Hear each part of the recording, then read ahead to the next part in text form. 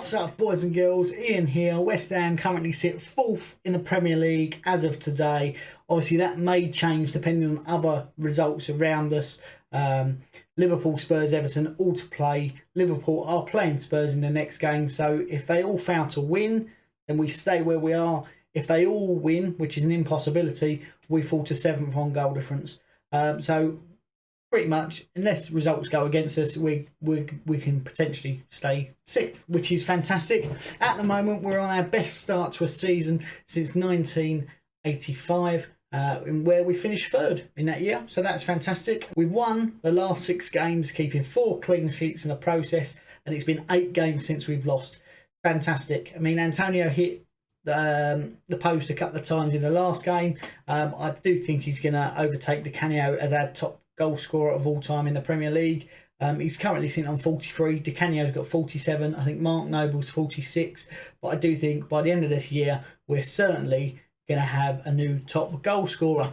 Right, transfer news. That's what we need to get into.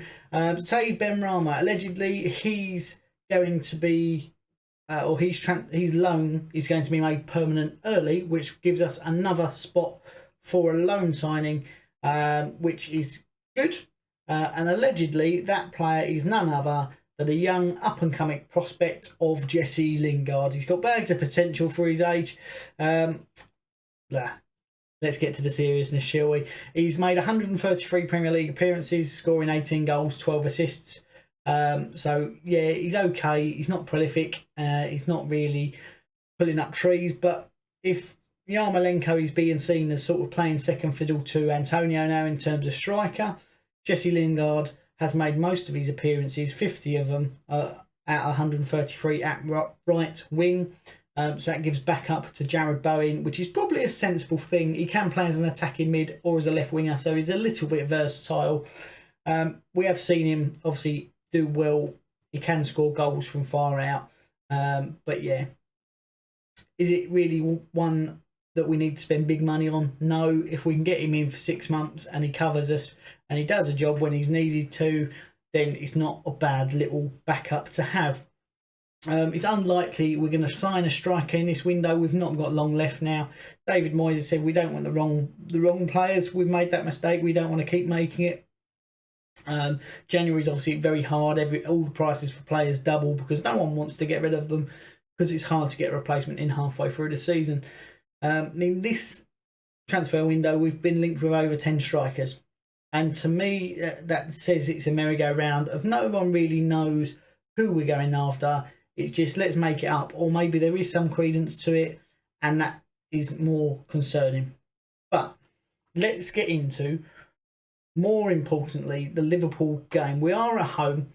In our last 5 meetings, we've drawn 1 and lost 4. However, we have scored 4 goals in those games, so it's not all one way. We've come close a couple of times. In the overall history between the two clubs, we won 28, we've drawn 37, lost 77. Not particularly good. However, I do think this is a season is going to be different. There's a different attitude to this West Ham team that I've not seen in a long time, if at all.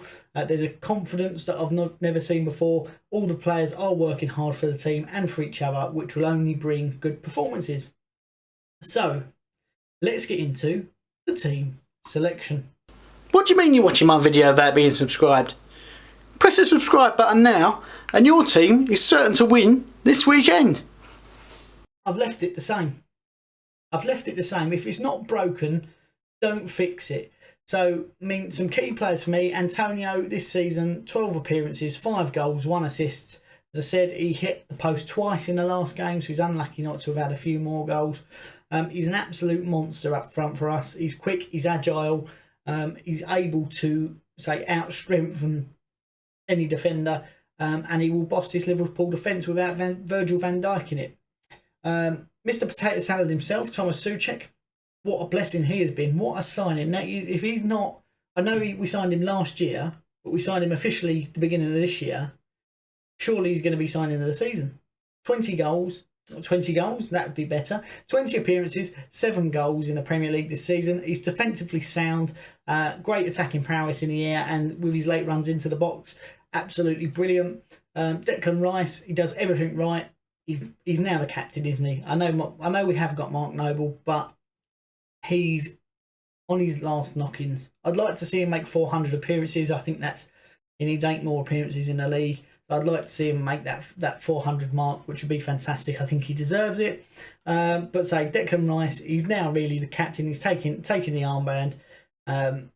He wins back the ball, recycles it very quickly, very neatly, and that's what we need him to do. That's what he's there. Recently, we have seen him make more dribbles, a bit more creativity from him. Some of the range of passing he's now starting to show. He's a joy to watch, isn't he? He is a joy to watch. Craig Dawson. Here's one that at the beginning of the season, I was like, why have we signed this guy? He just got relegated. He wasn't playing particularly well. What's going on? But I have eaten my own hat because he's been brilliant. Since he's come into the team, he's been solid. He's got 2 goals in 6 appearances. He gets forward. He clears the ball. He's not afraid to put it into Rose Ed. Just no nonsense about him. He does what a defender needs to do. And absolutely brilliant. It's a shame that he is maybe as old as he is. It's coming to the end of his career, because otherwise would we look at possibly making that a permanent transfer? I'm not saying it's an impossibility now, but I would think if we do, it's only going to be a short deal. And last, but certainly not least, Fabianski. Yes, I have finally learned how to say it. It takes me a little while to get my head around these names, but he is solid at the back. He instills confidence in the whole defence, which then radiates throughout the team because they're not worried about conceding easy goals. Yes, he did concede 2 at the weekend against Crystal Palace. The first one from Zaha, I think, caught everyone out because it was a low-driven shot and no one expected him to take it on. And very late, say last knockings in the game, 97th minute, when there was only 5 minutes of added time, Batshuayi scores. But overall, I don't think there was any worry about it. Made some good saves in the game. He's got command of his area. His distribution's good. Fantastic signing for us.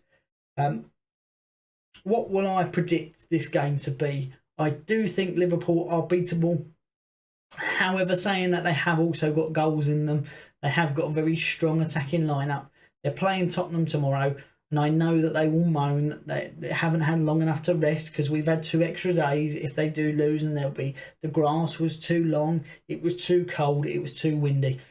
Personally, I would take a point out of this game. If we can take a point off of Liverpool, the defending champions, the best team in the world, according to all Liverpool fans, a point would be a good result. I do think we're going to score goals. I do think possibly we're going to concede a couple of silly ones late on. So for me, 2-2. Let me know what you think the lineup's going to be and what the score's going to be in the comments below. Until then, I've been Ian. We'll see you soon. Peace.